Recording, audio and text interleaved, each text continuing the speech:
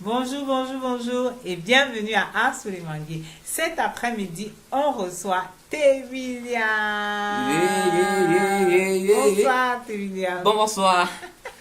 Bonsoir. Merci de nous accueillir dans cet très bel espace que ton atelier. Tu nous as ouvert ton atelier. Avec plaisir, Merci avec plaisir. beaucoup. Merci beaucoup. Alors, on va entrer directement dans le vif du sujet. Si tu nous disais un peu qui est Tevilian et comment tu es arrivé à la peinture, raconte-nous raconte-nous tout, dis-nous tout. Ok, William est un jeune Camerounais qui est né à Douala, qui a grandi à Douala, qui vit à Douala et qui travaille à Douala. J'ai commencé la peinture, vraiment je suis entré en formation au début des années 2000 dans l'atelier du peintre plasticien Kanganyan Viking, là à Akwa, la rue Jameau, pour ceux qui ont déjà été à Douala. Ma formation a duré 2 ans où j'ai appris la calligraphie, j'ai appris l'anatomie, j'ai appris l'histoire de l'art et j'ai beaucoup appris durant toutes ces 2 années et je suis sorti de là 2 ans après, en 2004 je suis sorti de l'atelier Vicky et pour entrer dans mon atelier qui était à l'époque, j'étais avec Abepanda où le combat a duré jusqu'en 2008 et puis je suis arrivé à Dedo où vous voyez là, donc c'est où le combat continue et au départ William voulait être architecte mais ayant grandi dans un foyer monoparental, il s'est avéré qu'à un moment on n'avait plus les possibilités pour que je puisse continuer mon parcours, mon rêve. Oui, mais si tu nous racontais, parce que tout à l'heure en aparté on discutait, si tu nous racontais un peu la petite histoire, comment tu es tombé sur Viking? Ah, Vicky. Ouais, raconte-nous la petite histoire. Ah, Bonsoir Viking. c'est une histoire qui me marque vraiment, ce sont de très beaux souvenirs. Oui, à cette période, il y avait un chantier que j'allais faire, puisque moi aussi, à l'époque, je faisais plus aussi. Tu faisais les pointages. Ah oui, je faisais la décoration. Alors, il faut vivre, hein, il faut vivre, petit gombo. Oui, j'étais sur la moto. Là, nous sommes en 2002. Hein. Ok, en 2002, effectivement. J'étais sur la moto, j'allais dans ces snacks pour faire la décoration. Bien que je ne savais même pas. Je savais que je suis un bon dessinateur. Là, sur la moto, quand j'étais sur la moto, je trouve un atelier ouvert. En tout cas, je ne sais pas si. Oui, un atelier ouvert. Au fond, je vois des tableaux. J'ai dit, ok, de mon tour, je vais m'arrêter pour voir de quoi il est question. Je suis donc allé, de mon retour, peut-être il était 18h30, je me suis donc arrêté. J'arrive à l'atelier, je trouve des œuvres d'art. Je trouve un monsieur assis là, comme des vikings d'autrefois, les conquérants d'autrefois. J'entre, subitement, puisqu'il était fatigué, il était un peu accroupi. C'est mon nom qui le réveille. Je dis, qu'est-ce que vous voulez? J'ai souri, je regarde autour de moi. Je dis, je veux être peintre. Il sourit, il dit, tu veux être peintre? Ah, ne te moque pas de moi. Qu'est-ce que tu viens faire? Je dis, j'aime l'art. J'ai commencé. J'ai des choses à la maison. Il m'a dit, ok, tout le temps me perd le temps. Demain, si tu as le temps, viens avec ce que tu sais déjà faire. Et je me tourne autour de moi. Devinez ce que je vois autour de moi. Puisque l'atelier, à l'époque, cet atelier-là faisait des expositions. Puisqu'à l'époque, il n'y avait que de l'art. Il n'y avait pas des infrastructures. Bien vrai qu'aujourd'hui, ça n'a pas toujours évolué. Il y avait l'atelier Vicky. Cet atelier c'était un endroit vraiment où la bougeait. Où je vois autour de moi, je regarde à sa signature, je vois Coco Comini. Je dis, mais qui est ce Coco Comini? Il sourit, il dit, bonsoir Coco. c'est l'un des doyens, il m'a dit c'est mon compagnon de route que j'expose. On a sympathisé. Et déjà, moi, cette date, il est tellement symbolique. Pourquoi? Puisque je tombe sur Vicky, je tombe sur l'œuvre de Coco Pomenier. Vous devinez un peu. Donc, c'est toujours quelque chose qui m'a toujours beaucoup apporté. De voir l'œuvre d'un aîné en premier. Puisqu'à l'époque, je ne connaissais pas d'artiste. Je suis donc rentré ce soir, le lendemain, je suis donc revenu. Il était assis toujours à la même position. Je viens avec les œuvres, je lui montre. il regarde. Il dit, mais, petit, mon fils, tu dis vrai que tu n'as jamais appris? Je dis, oui, mais papa, je n'ai jamais appris. C'est ce que je m'efforce à faire. Il me dit, non, bien que si me tenter. Je dis, non, mais je n'ai pas appris. Depuis ce jour-là, nous sommes devenus père et fils. Et de là, donc j'ai commencé ma formation. Il m'a beaucoup appris. J'ai appris à comment monter un châssis, à comment tendre une toile sur un châssis, à comment traiter la toile. En tout cas, j'ai appris les régiments des lames. Et la seule chose qui m'a aussi plu, au fond de la salle, il y avait une bibliothèque où plusieurs artistes se sont abreuvés. Je citerai ici des Guillotés, je citerai ici des Allumes, ça qui est passé, je citerai ici les Diok. Il y a beaucoup d'artistes de plusieurs générations qui sont passés dans cet atelier. Donc, je suis même l'un des derniers artistes qui a suivi une formation, puisqu'après moi, l'atelier a été fermé. Jusqu'aujourd'hui, il est rentré chez lui où il travaille de façon aisée. Et après ça, après 2004 jusqu'en séjour, j'ai continué mon parcours initiatique. J'ai fait la rencontre des aînés qui m'ont apporté leur pierre à l'édifice. Je vais raconter Maître et Mati. Je ne citerai pas tout le monde ici pour faire des jaloux. Donc il y a des aînés qui m'ont beaucoup apporté. Ils sont tellement nombreux que je ne citerai pas ici. Et durant ce temps, de 2004 en 2010, c'est une année que j'ai beaucoup travaillé. Et puisque c'est vrai, j'ai dit toujours, il faut connaître l'histoire de la peinture. Plus quand j'étais entré, j'ai plongé mon regard dans l'histoire de Pierre-Paul Rivin, le flamand. C'est où j'ai compris que le bonhomme travaillait de 5h à 22h. Ça m'a beaucoup galvanisé. Où il y a le moment où vraiment j'ai passé la nuit au travail, pas parce que j'étais obligé de travailler, non. C'était sans contrainte parce que j'avais une passion pour ce que je faisais. Je voulais atteindre un degré de l'excellence. Et c'est ça, jusqu'aujourd'hui, j'essaie de travailler, j'essaie de bouger, j'essaie d'être dans des événements, j'essaie de me réinventer tous les jours. Et de 2005 jusqu'en ces jours, j'ai beaucoup voyagé. Pas voyager hors du pays, mais dans plusieurs courants artistiques, j'ai beaucoup appris. Moi, je pense qu'un jeune qui débute là ne doit pas être focalisé dans un courant artistique. Il doit voyager, il doit être libre. Il doit être libre, puisque parfois, moi, je dis toujours c'est une aberration pour un jeune de dire qu'il a déjà un style.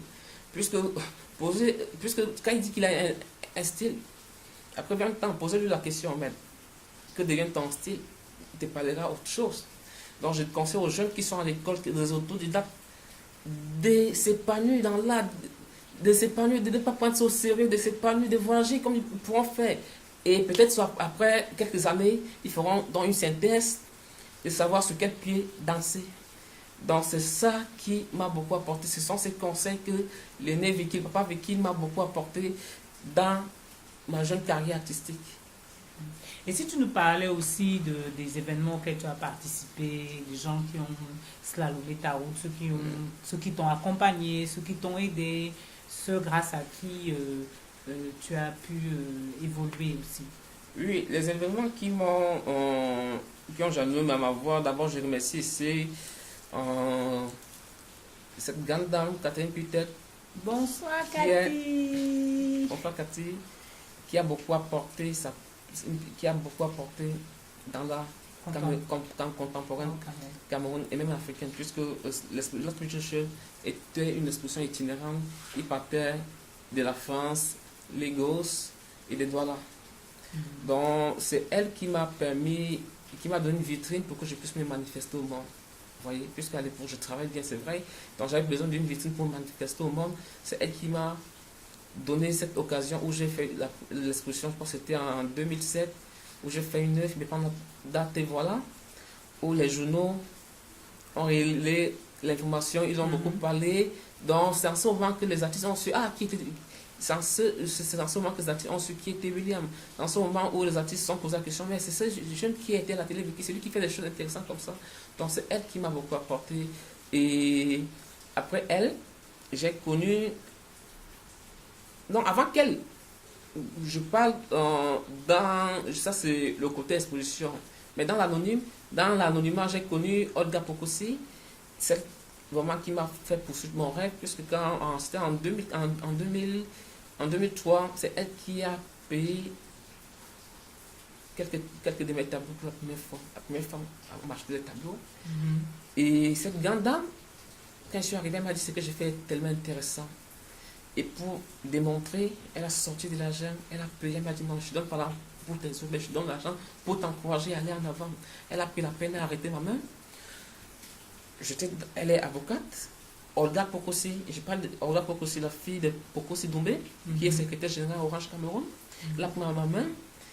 Elle a fait le tour de son cabinet, puisque elle-même c'est une grande collectionneuse. Je ne trahis pas un secret. Donc, elle m'a présenté les œuvres des artistes. Elle m'a expliqué, elle m'a beaucoup expliqué. Et ce qui est plein dans sa collection n'était pas seulement une collection des artistes camerounais. Il y avait des peintres congolais que j'avais vu les œuvres dans le livre de Nicolas Bessec, les peintres de l'estuaire. Elle m'a présenté ses œuvres, elle m'en a beaucoup discuté. Et quand je suis rentré dedans, j'ai dit non, plus que jamais, je mènerai le combat. J'ai des gens qui m'accompagnent, j'ai des gens qui croient à mon talent. Je dis non, en ce moment, je vais continuer, je ne les donnerai pas la honte, je vais continuer le travail. Et après ça, je parle ici, nous sommes en 2014, donc 13 ans plus tard. Nous sommes revus 13 ans plus tard. Quand elle est arrivée dans cet atelier, elle n'en revenait pas. Elle était très contente de la graine qu'elle a semée, et ça plus jamais. Et elle a eu la grâce, j'ai eu la grâce. Elle m'a fait la grâce de venir avec toute sa famille. Ils ont visité l'atelier. Elle a vu que je n'étais pas resté le même bonhomme il y a de ça 14 ans. Le temps est passé, j'ai évolué dans ma démarche artistique. Il y a eu des nouveaux, elle était très fière. On a pratiquement fait 2 heures de temps sur place, on causait. Et après cette dame-là, j'ai rencontré une femme qui m'a aussi beaucoup apporté. Je ne l'oublierai jamais. Et qui aime beaucoup ce que je fais. Et qui me soutient quand elle a l'occasion. C'est l'ex-ministre de la Culture, Marco Toumona. Avec elle, elle a beaucoup aimé mon travail. Pas que nous avons une affinité autre, non. Elle a aimé le travail que je fais. Et elle m'a démontré, en venant personnellement dans mon atelier. Vous savez, c'est toujours une joie pour un artiste de voir une personnalité de ce niveau. En plus, son ministre de tutelle s'est déplacé. Oui, c'est pas tous les jours, hein. C'est pas des événements qu'on vit tous les jours. Oui, il s'est des grands déplacé moments dans son atelier. Très bien. Elle est arrivée, elle était tellement émue. Oh là là, elle était fière. On a discuté, on a beaucoup causé. Et elle m'a apporté sa part. Elle m'a donné des conseils. Elle m'a dit, William, il ne faut pas arrêter, tu es un grand homme. Elle m'a dit, continue. Et je ne fais que continuer jusqu'aujourd'hui. Et maintenant, de manière évolutive dans ton travail, parce que ton travail est quand même beaucoup centré sur les enfants, quel est ton rapport aux enfants? Tu as un rapport quand même qui est particulier aux enfants, aux couleurs. Tu nous as dit là, tout à l'heure quand on discutait, tu parlais aussi que ton amour pour les couleurs est l'équivalent de l'amour que tu as pour la vie. Alors, ton rapport aux enfants est lequel? Parce que tes œuvres sont basées exclusivement sur les enfants. Oui, Picasso disait qu'un artiste a toujours un père. Et il est difficile pour une chef de peindre une poule. Et le plus grand affranchissement d'un artiste, c'est de pouvoir guérir ses propres blessures par son art.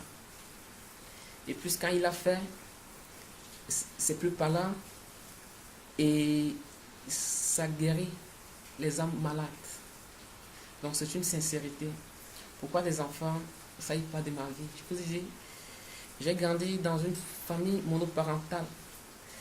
Et l'absence du père m'a beaucoup affecté. J'ai vécu une enfance très difficile. Quand j'ai commencé la peinture, en 2002, mes premiers sujets jusqu'à aujourd'hui, c'était que peindre des enfants heureux et joyeux. Pourquoi? Parce que je voulais guérir une plaie intérieure. Oui. Donc en fait, on peut dire que la peinture a permis de penser tes blessures. Oui. Ça a permis de transcender aussi ta peine. Ah oui, de transcender. Ma peine, comme tu dis, lui, vraiment ça c'est le mot, à transcender. Et c'est vrai, puisque arriver à le comprendre, c'est vrai que c'est tout dernièrement que je me suis confronté avec l'énigme. Avec Yumbi, nous avons essayé de parler de ça. Il m'a dit, William, dans tes enfants, il y a quelque chose. Et si tu fouilles, tu vas trouver la raison pour laquelle tu prends les enfants. Tu prends les enfants, effectivement. Il parlait, c'est vrai qu'il parlait en tant qu'encadreur. Il savait de quoi il était question, mais il ne savait pas qu'il venait de toucher un point sensible, que d'autres n'ont pas pu atteindre. Et c'était ça, puisque c'est... Bonsoir Hervé, youpi!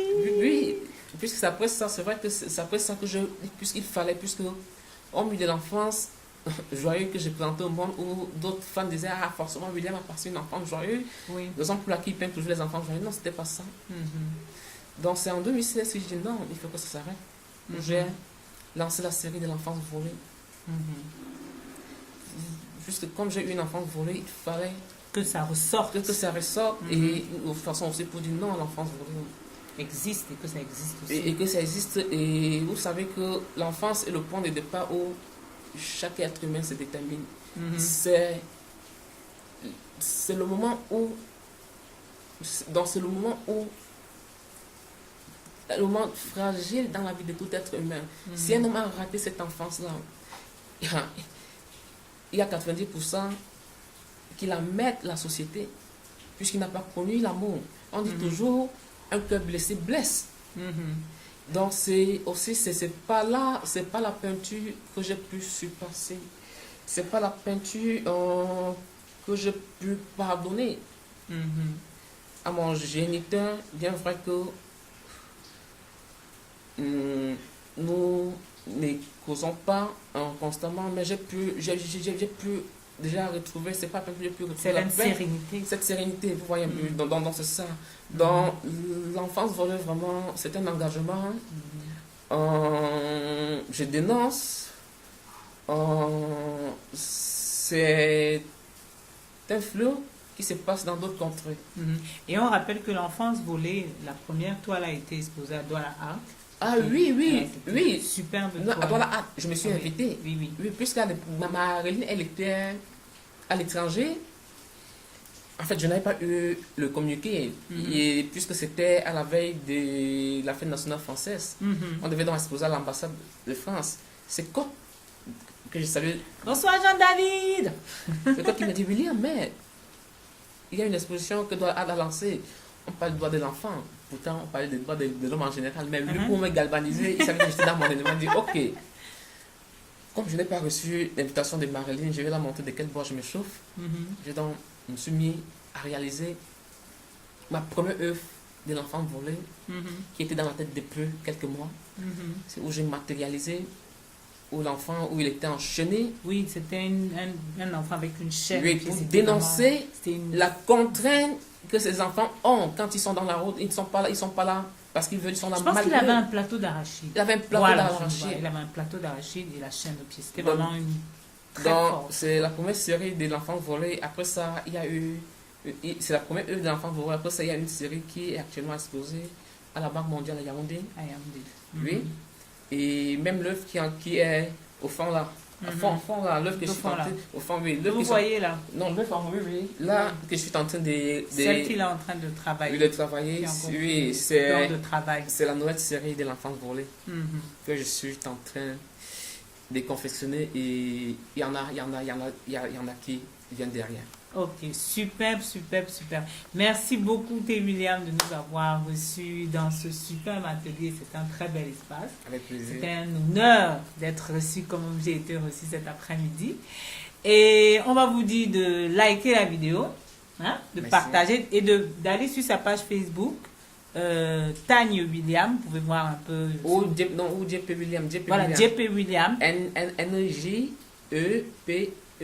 William, voilà. Où vous pouvez voir une partie de son travail, vous pouvez continuer à lui poser des questions en inbox, il répondra à vos questions, et voilà. Donc, on vous dit de partager la vidéo, de liker. Merci. Et le dernier mot, qu'est-ce que tu peux dire à tous ceux qui aiment l'art, à tous ces jeunes qui, même s'ils ne sont pas des écoles, qui, comme toi, sont des autodidactes, comme tu as dit, il faut se dépasser. Tu parlais tout à l'heure d'humilité, tu parlais aussi de transcender ses peines à travers l'art. C'est pour dire que même si on est malheureux, même si on a des peines de cœur, des peines de famille, même si on a des peines de santé même, l'art peut nous permettre de nous dépasser, de transcender tout. Oui, oui. Donc, est-ce que tu peux, un mot de fin? Tout ce que je peux Je ne dire, veux pas le laisser, c'est trop intéressant. tout ce que je peux dire à ces jeunes, c'est avoir la capacité de s'écouter. À écouter l'autre aussi, puisque l'autre n'est que le reflet de soi. Et être sincère avec soi.